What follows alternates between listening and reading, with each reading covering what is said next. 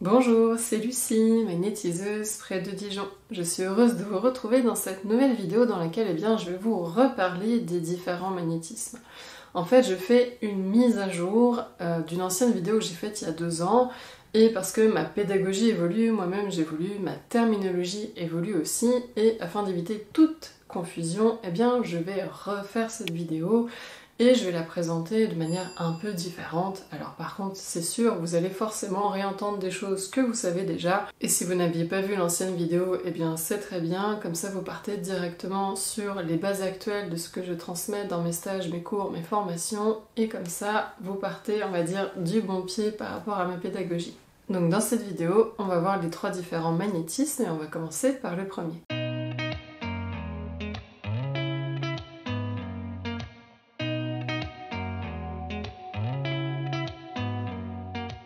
Donc ce premier magnétisme, c'est celui que j'appelle le magnétisme membranaire. Membranaire parce qu'en fait c'est l'énergie vitale de votre organisme qui s'écoule, qui fuite à travers votre membrane énergétique. Ce qu'il faut comprendre, c'est que tout comme votre corps physique a une peau, notre peau nous protège des éléments extérieurs, des bactéries, des champignons, des virus, et puis ça protège nos organes et tout ce qu'il y a à l'intérieur de notre corps. Au niveau énergétique, notre corps, on a aussi une matrice énergétique. Notre corps physique n'est pas que de la matière biologique physique.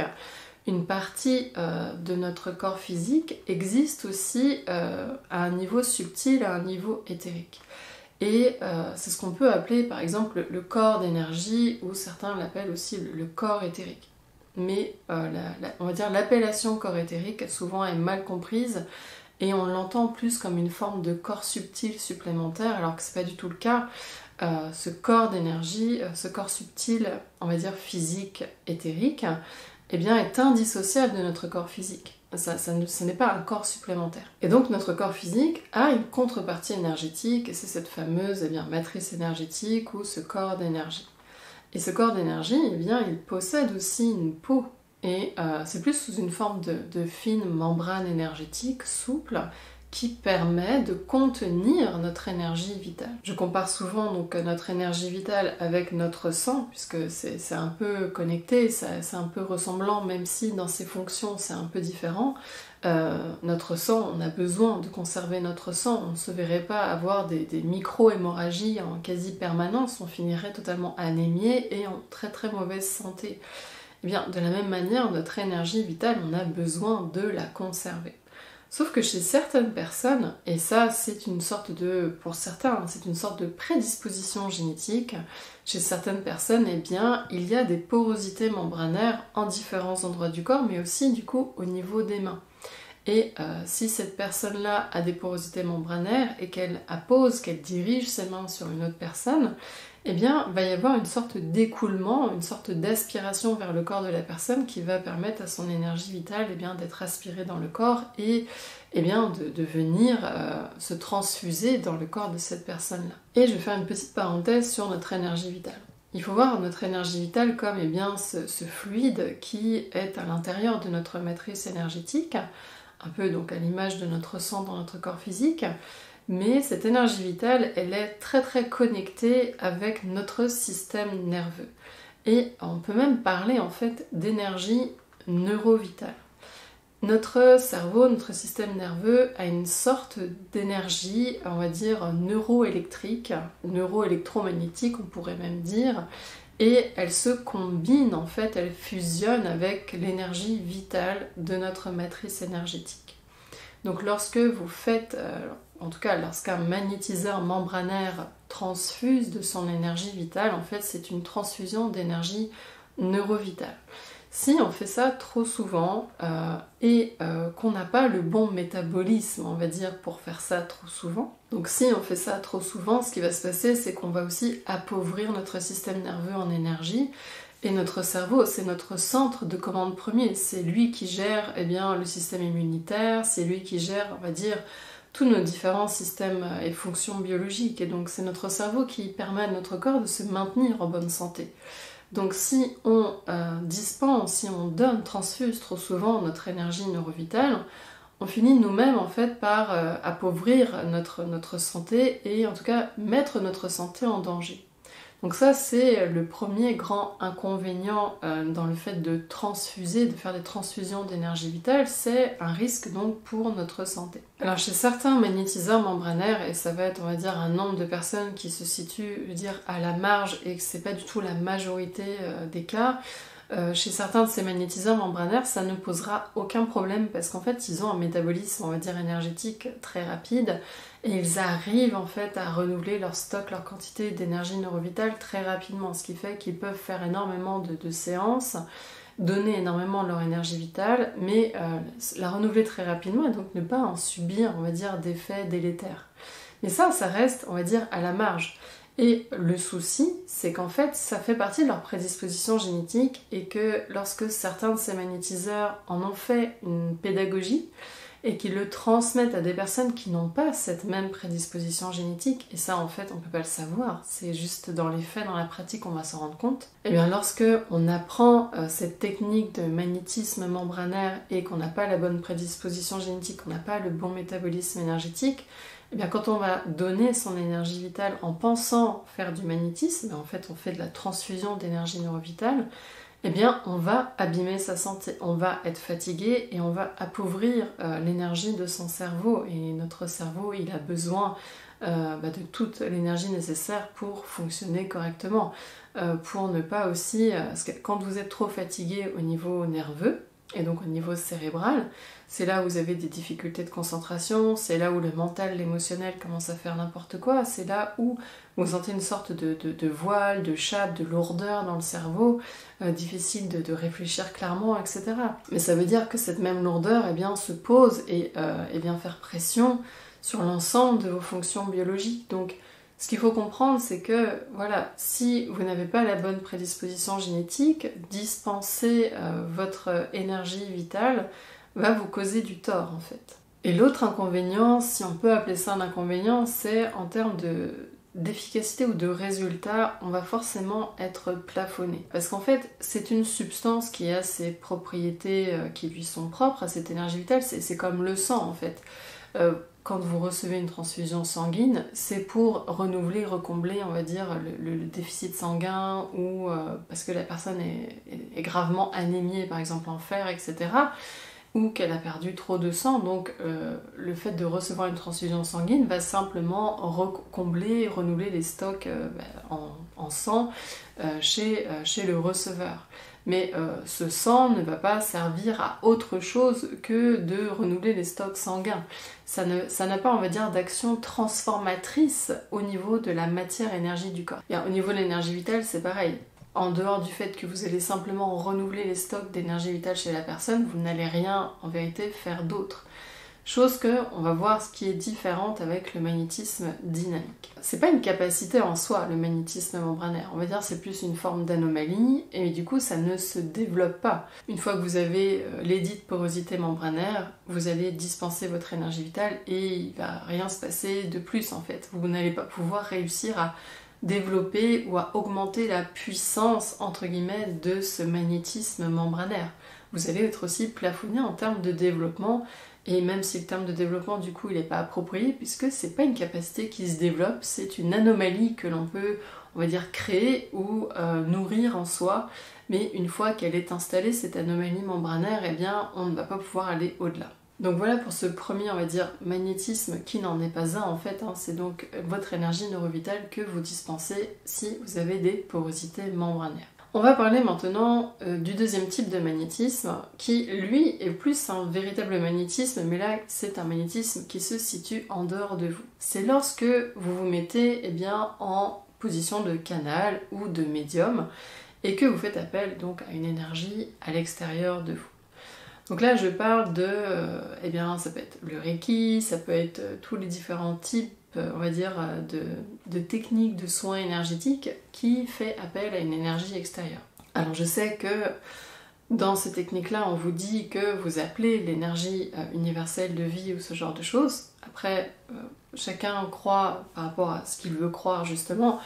Moi, je n'adhère pas du tout à cette croyance et je vois plutôt qu'en fait, derrière, il y a tout le jeu d'entités éthériques qui font un commerce en fait avec nous, les êtres humains, et qui nous transmettent leur propre magnétisme dynamique. Et ce magnétisme dynamique, on va en parler du coup à la fin de cette vidéo. Ces entités éthériques nous transmettent leur propre magnétisme, soit en nous connectant à un égrégore, une sorte de gros réservoir énergétique avec du coup leur magnétisme qui est stocké dans cet égrégore, soit ils viennent directement dans notre présence et on va dire infusent notre champ biomagnétique de leur magnétisme et ça va être drainé par les centres dans nos mains. Donc c'est un magnétisme qui est dynamique, sauf que c'est pas le vôtre en fait. Donc c'est pas votre magnétisme dynamique que vous mettez en œuvre lorsque vous êtes canal,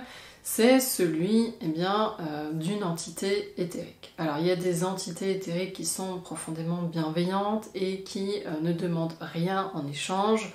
Le souci, c'est qu'on ne sait pas réellement à qui on a affaire. On ne sait pas, à moins d'être un voyant avec des capacités extralucides extrêmement poussées, extrêmement affûtées et abouties, on ne sait pas concrètement ce que l'on appelle.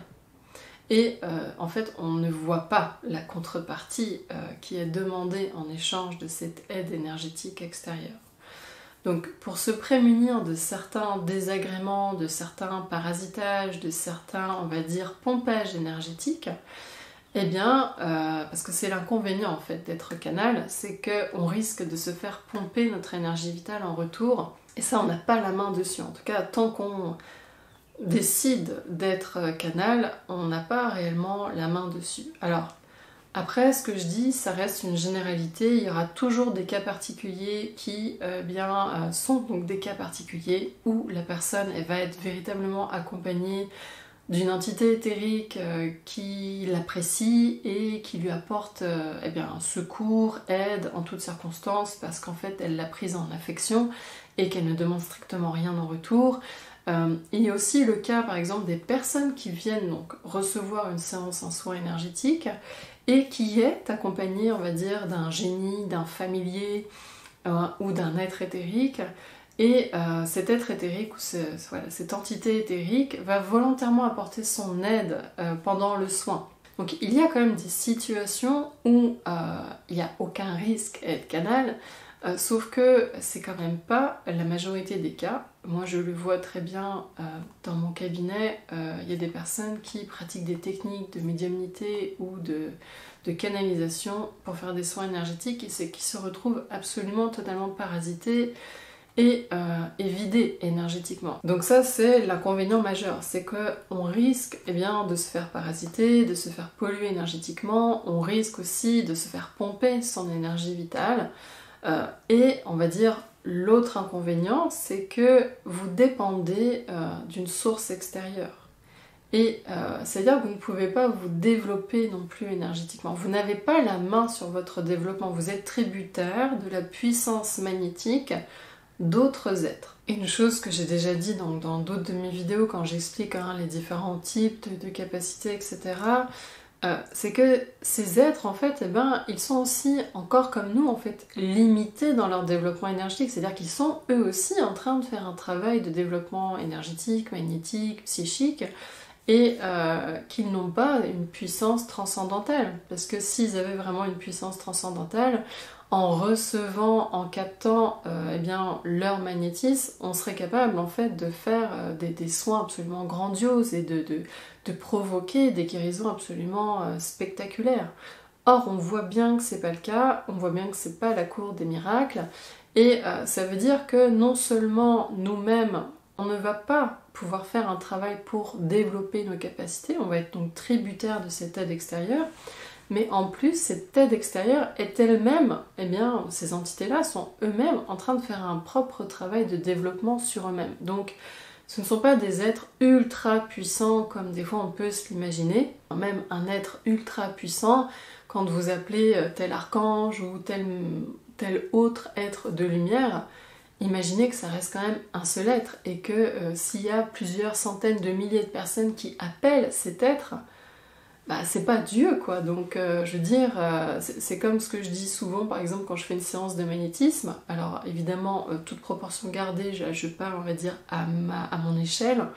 Quand une personne vient me voir en séance et qu'elle a une longue liste de problèmes sur lesquels elle aimerait travailler, moi, je dis toujours, eh bien, voilà, l'énergie que vous allez recevoir, eh bien, c'est une certaine quantité d'énergie. Et pour que, on va dire, la séance soit, on va dire, efficace et porte bien ses fruits, si vous divisez cette quantité d'énergie en 10 problèmes, eh bien, ça veut dire que pour chaque problème, il n'y aura qu'une petite quantité d'énergie. Alors du coup, c'est beaucoup plus pertinent de réduire les problématiques sur lesquelles on veut travailler à 2, 3 grands maximum pour que la quantité d'énergie, eh bien, qui va être donc instillée, imprégnée dans le corps de la personne, puisse là vraiment faire bouger les choses et mobiliser pleinement, eh bien, ces processus de guérison et de régénération. Donc ça, c'est juste, on va dire, une sorte de parallèle, mais imaginez, si vous appelez tel être de lumière ou tel archange, etc., c'est un être, il ne va pas pouvoir dispenser son énergie à des centaines de milliers de personnes en même temps. Enfin, je veux dire, là, il faut être réaliste, ou alors il faut quitter, on va dire, ce monde d'illusions fantaisistes ou de fantasmagories que l'on se fait à propos de ces êtres-là. Ce sont des êtres qui, comme vous, sont incarnés. Ce sont des esprits incarnés. Nous, on est incarnés dans la dimension physique, eux, ils sont incarnés dans une dimension éthérique, et ils sont en chemin, ils sont en développement, et ils n'ont pas forcément en fait, vocation à servir les êtres humains pour nous aider à faire des soins, etc. En fait, ils vivent leur vie, tout simplement. Certains sont disposés à aider, mais ils n'ont pas une puissance transcendantale, loin de là. Et ce qui fait que quand vous appelez du coup des êtres, la plupart du temps c'est pas forcément ces êtres-là qui répondent. D'ailleurs, ça peut être d'autres qui ont des desseins plus ou moins bienveillants. Et j'en reviens au fait que quand on appelle une aide extérieure, on ne sait pas ce que l'on appelle à soi. On ne sait pas. Je veux dire, si vous savez, tant mieux, mais dans la plupart des cas, on ne sait pas. Donc pour vous prémunir de parasitage, d'affaiblissement, d'appauvrissement de votre énergie vitale, et si vous avez aussi envie finalement d'avoir la main réellement sur vos capacités et de vous investir, de construire quelque chose en vous, eh bien du coup je vous invite à vous intéresser au magnétisme dynamique ou au magnétisme chirodynamique. Donc ce magnétisme, c'est quoi? Eh bien c'est le magnétisme qui est issu des centres magnétiques que vous avez dans vos mains. Au niveau de vos mains, et ça vaut pour tout le monde sans aucune exception, tout le monde a dans les mains un centre magnétique, et ce centre magnétique eh bien, est prolongé d'un champ magnétique. Lorsqu'on fait un effort énergétique, on va dire énergétique et un peu physique, on peut venir comme contracter le champ magnétique du centre. Au début, c'est avec les champs magnétiques qu'on travaille avant de pouvoir vraiment faire agir le centre magnétique en question. Mais ça, on va dire, c'est un détail. Donc, quand vous apprenez à mettre en contraction, en densification, eh bien, vos champs chiromagnétiques, chiro parce que c'est au niveau des mains, vous allez réussir à générer un rayonnement énergétique, un rayonnement magnétique. Pourquoi vous générez ce type de rayonnement? Ce qu'il faut comprendre, c'est que le centre et le champ magnétique sont composés, on va dire, de fibres énergétiques. Et lorsque vous les mettez en état de contraction, ça crée une sorte de friction et de condensation. Et les fibres en fait se condensent et c'est là qu'en fait ça chauffe, ça génère en fait de l'énergie. Donc quand vous mettez en contraction vos champs chiromagnétiques, vous allez générer du magnétisme dynamique. Et dans ce magnétisme dynamique, eh bien, on va considérer deux grands éléments. Un premier élément qui est une lumière magnétique. Cette lumière magnétique, elle a aussi un aspect chaleur magnétique, et on va y revenir juste après.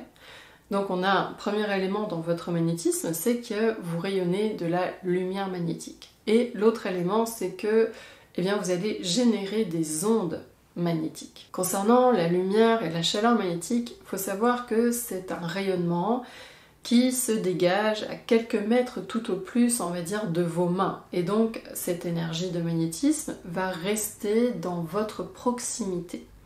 Donc quand vous faites des soins à distance par exemple, cette lumière magnétique n'ira pas du tout jusqu'à la personne en question, même si c'est votre voisin dans la maison d'à côté, si c'est à plus de 5 mètres, 10 mètres, oubliez, cette lumière magnétique ne va pas pouvoir aller jusqu'à la personne. Par contre, les ondes magnétiques, elles le peuvent. Elles voyagent vraiment extrêmement vite et pour avoir fait des soins jusqu'en Polynésie française, je veux dire, en l'espace de 15 secondes, la personne commence déjà à ressentir le magnétisme qui l'imprègne. Donc nos ondes magnétiques voyagent à une très grande vitesse et c'est ce qui nous permet de faire des séances de magnétisme à distance. Mais je vais en revenir sur déjà ce magnétisme dynamique.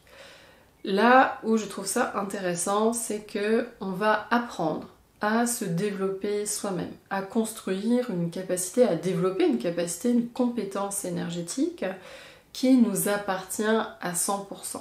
Et moi j'ai une personnalité qui aime, on va dire, tout ce qui permet d'être autonome, indépendant, même si l'indépendance absolue, ce n'est pas possible, mais il y a des choses que l'on peut apprendre à développer en soi, pour soi, par nous-mêmes. Et c'est ce qui va nous permettre aussi de construire, de nourrir notre confiance intérieure, notre estime de nous-mêmes, d'apporter, de créer de la valeur et de faire bénéficier ensuite de notre compétence aux autres. Et du coup, d'en tirer une saine satisfaction, c'est-à-dire que vous avez passé des semaines, des mois, des années à nourrir, bâtir, construire une compétence et ça nous apporte de la joie sur un plan humain, ça nous apporte de la joie de pouvoir mettre en utilité au service notre compétence ou nos compétences pour aider les autres ou pour en tout cas enrichir la vie des autres. Donc déjà le fait de pouvoir cultiver, faire grandir une capacité en nous, c'est profondément bénéfique pour notre constitution psychologique, j'ai envie de dire. C'est très nourrissant, c'est très épanouissant, et en plus, on a la main dessus. Alors bien sûr, ça veut dire qu'il faut faire des efforts. Quand on est magnétiseur membranaire, on n'a pas d'effort à faire. Quand on est canal, on n'a pas d'effort à faire. On est dans une forme de lâcher-prise. Mais le lâcher-prise, si c'est bien pour certaines situations, il y en a où pour d'autres, on ne peut pas. Je veux dire, on ne peut pas faire nos études en lâchant prise, on ne peut pas, on va dire, se développer et être bien dans son travail professionnellement ou créer une entreprise en lâchant prise. Il y a des choses où on doit s'investir pleinement, on doit s'engager pleinement. Et c'est là où bien le magnétisme dynamique, ce n'est pas fait pour les personnes qui souhaitent lâcher prise totalement. C'est fait pour les personnes qui ont cette conscience que pour obtenir des compétences, pour obtenir quelque chose qui soit stable et consistant, que l'on doit fournir des efforts. Donc forcément, ce magnétisme dynamique ne s'adresse pas à tout le monde. C'est ceux qui savent que on est un peu dans le no pain, no gain. Si vous ne faites pas d'efforts, vous n'aurez pas de capacité, vous n'aurez pas de compétences. Mais ça, j'ai envie de dire, ça vaut pour tout. Même quand on a des prédispositions. Je veux dire, même par exemple chez les tziganes qui sont très bons guitaristes, même si on croit qu'ils ont ça dans le sang, c'est quand même des heures et des années d'entraînement pour être très très bon en guitare. Donc il faut comprendre que même si on a une prédisposition, ça nous demande quand même énormément de travail, mais c'est ce travail-là qui nous forge, qui nous construit, qui nous structure, et qui nous fait gagner, on va dire, en consistance aussi psychologique. Et on sent qu'on s'épanouit vraiment sur un plan humain, mais j'ai envie de dire même aussi sur un plan spirituel. Parce que ces centres énergétiques, ils n'appartiennent pas du tout, mais ils n'appartiennent pas du tout à notre structure humaine.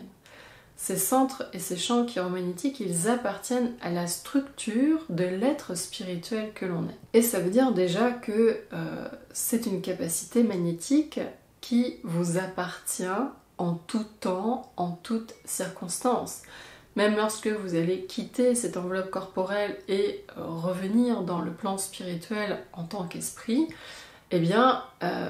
cette compétence magnétique va persister. Et vous allez continuer, on va dire, de l'employer, de l'utiliser. Et quand vous viendrez vous réincarner sur Terre, selon, et là c'est important, même si je ne vais pas développer, selon la manière dont votre cerveau humain sera développé, ça va permettre plus ou moins bien on va dire, une certaine restitution de votre capacité de magnétisme et déclencher une forme de prédisposition ou non, mais vous allez toujours avoir cette capacité de magnétisme. Mais parce que vos centres et vos champs chiromagnétiques appartiennent à la structure de l'être spirituel que vous êtes, de l'esprit immortel que vous êtes, eh bien, développer votre magnétisme, c'est un travail spirituel en soi, même si c'est légèrement en périphérie, mais ça peut constituer un travail de développement spirituel. Donc ça, c'est, on va dire, un deuxième point qui est aussi important. Et une troisième chose très importante à préciser, c'est que notre magnétisme chirodynamique, ce n'est pas juste une énergie curative, c'est une force. Une force magnétique qui est faite pour agir sur la matière-énergie. Et tout ce qui existe dans cet univers, dans notre cosmos, en dehors des esprits que nous sommes, eh bien tout est composé de matière-énergie. Cette planète est composée de matière-énergie. Nos corps physiques, notre psyché humaine est composée de matière-énergie. Et notre magnétisme chirodynamique est une force qui permet d'agir et de transformer la matière-énergie. C'est là qu'on va avoir du coup quelque chose de plus grand par rapport à la transfusion d'énergie vitale, où je vous disais que en dehors des propriétés intrinsèques à la substance d'énergie vitale qui va juste recombler les stocks d'énergie vitale du corps de la personne, vous n'allez rien pouvoir faire d'autre. Ici, votre magnétisme dynamique, c'est véritablement une force qui peut transformer la matière-énergie. Mais bien sûr, c'est conditionné au degré de puissance de développement magnétique que vous allez avoir. Le plus grand exemple que l'on a, si on accepte d'y croire et si on se dit voilà que la version n'a pas trop été édulcorée, eh bien c'est les accomplissements de Jésus qui pouvait transformer l'eau en vin et dupliquer les pains, etc. Et toutes les guérisons miraculeuses en fait qu'il a pu faire. Si on comprend que le magnétisme, c'est cette force qui peut s'infuser dans la matière jusqu'à réagencer la matière jusqu'au niveau de la structuration atomique, etc. Si on peut comprendre ça, eh bien on peut comprendre que l'on peut, avec notre magnétisme, accomplir véritablement des miracles. Alors je le répète, c'est forcément conditionné à notre puissance de magnétisme, mais ce magnétisme, eh bien, il peut se développer. La structure de nos centres et de nos champs chiromagnétiques, ça se développe. Je le vois par rapport à mes 20 dernières années là, de pratique de magnétisme. Chaque année, mon magnétisme est un peu plus fort, un peu plus puissant. Et on va mettre des guillemets sur puissant, restons humbles bien évidemment, je ne fais pas des soins miracles, même si ça peut arriver que parfois il y a des séances qui sont absolument, on va dire, prodigieuses. Et c'est là où je vais amener du coup quelque chose de supplémentaire par rapport à ce magnétisme dynamique. Je vous disais que notre magnétisme était composé, on va dire, de deux grands éléments, une lumière magnétique et des ondes magnétiques. Eh bien, votre lumière magnétique, quand vous la dispensez à une personne, et spécifiquement au niveau de son cerveau, vous allez pouvoir générer un état de transe magnétique. Ça ressemble à l'état de transe médiumnique, sauf que la différence, c'est que la transe médiumnique, c'est quelqu'un qui peut se l'induire par lui-même. Donc ça, c'est ce que font les médiums pour entrer en transe. La transe magnétique, c'est une transe, un état, on va dire, où le champ magnétique cérébral de la personne se compacte, se condense, mais sous l'effet du magnétisme. Donc si vous voulez en savoir un peu plus sur cette transe médiumnique, je vous invite à regarder la vidéo que j'avais faite sur la médiumnité, parce que du coup ça va vous donner des éléments supplémentaires. Mais donc cette transe magnétique, c'est une transe induite sous l'action de votre magnétisme. Et lorsque cet état de transe est très profond, ça veut dire qu'on a réussi à activer grandement l'activité du subconscient de la personne. Et une des choses que notre subconscient peut faire lorsqu'il est très activé, c'est de nous guérir. Seulement, pour accéder à ce pouvoir d'auto-guérison dont dispose notre subconscient, il faut pouvoir activer grandement ce subconscient, il faut pouvoir plonger la personne dans un état de transe magnétique très très accru, très très profond. Et selon la sensibilité de la personne aussi, selon la souplesse de son champ magnétique cérébral et selon la puissance de votre magnétisme, vous allez pouvoir générer des transes magnétiques plus ou moins profondes. Et c'est ce que permet de faire la lumière magnétique de votre rayonnement magnétique. C'est cette lumière qui permet vraiment d'activer, d'induire cette transe magnétique. Donc sachez que votre magnétisme dynamique est une véritable force qui permet d'agir sur tout ce qui est matière-énergie, à commencer par le corps physique et la psyché humaine des personnes qui vous entourent, mais vous pouvez aussi agir sur vous-même, chose qu'un magnétiseur membranaire ne peut pas faire. Il ne peut pas s'auto-transfuser, puisqu'en fait il va tourner en boucle, il ne peut pas s'apporter quelque chose de supplémentaire, puisque s'il a, on va dire, 4 litres de sang et qu'il s'auto-transfuse du sang, il aura toujours que 4 litres de sang. Donc c'est exactement la même chose au niveau de l'énergie vitale. Alors que lorsque vous produisez du magnétisme en étant dans cette dynamique de densification de vos champs chiromagnétiques, vous produisez réellement une énergie supplémentaire, que là vous pouvez vous auto-appliquer à vous-même et que vous allez pouvoir appliquer aux autres. Donc certes, c'est un magnétisme qui vous demande de l'investissement, de l'engagement, du temps et des efforts. On va dire que c'est l'inconvénient de ce magnétisme, mais c'est comme toute chose dans la vie. On ne peut pas avoir des super compétences et des super capacités en un claquement de doigts. Ça nous demande forcément un investissement personnel, du temps, de l'énergie, de la patience, de la discipline. Et c'est comme ça qu'on se construit sur un plan humain, psychologique et qu'on se fortifie aussi intérieurement. Et puis donc ce magnétisme, il fait partie intégrante de l'être spirituel que vous êtes. Et donc vous pouvez aussi envisager le fait de développer votre magnétisme dynamique comme un travail de développement spirituel. C'est une forme de reconnexion à vous-même sur un plan spirituel. Vous vous reconnectez à quelque chose qui fait intrinsèquement, essentiellement partie de qui vous êtes sur un plan fondamental, sur un plan essentiel. Donc juste pour vous partager mon propre vécu, ma propre expérience, parce que j'ai été dans le cas du magnétisme membranaire, j'ai été canal, aujourd'hui et depuis 8 ans, je n'utilise que 100% de mon magnétisme chirodynamique et je n'ai absolument aucun regret.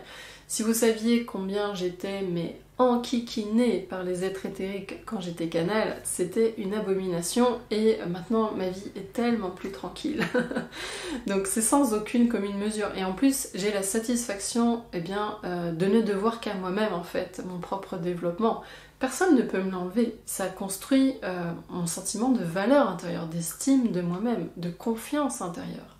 Et même si je suis réaliste sur le fait que je ne vais pas faire des guérisons miraculeuses à tour de bras, mais je suis simplement lucide, et c'est en avançant avec cette lucidité que je me construis jour après jour, mais aussi que je grandis, que je m'épanouis jour après jour. Et pour vous dire que c'est pas parce qu'on est magnétiseur membranaire qu'on est fichu, ça se répare, et d'ailleurs toutes les pratiques que je vous enseigne permet in fine de réparer les porosités membranaires, même si vous ne mettez pas l'accent directement dessus. Ça finit par se faire de manière, on va dire, naturelle. Ça provoque la cicatrisation de vos membranes énergétiques. Donc si vous souhaitez mettre un pied dans la pratique pour développer votre magnétisme dynamique, vous avez le mini-cours gratuit, c'est 3 mini-cours où vous avez un peu de théorie et des exercices à faire. Et ça va vous permettre déjà de voir comment vous allez pouvoir vous y prendre, d'appréhender un peu ma méthodologie de travail. Et déjà, rien qu'avec ces mini-cours, vous avez une vraie base de travail et vous pourriez très bien vous contenter de ça.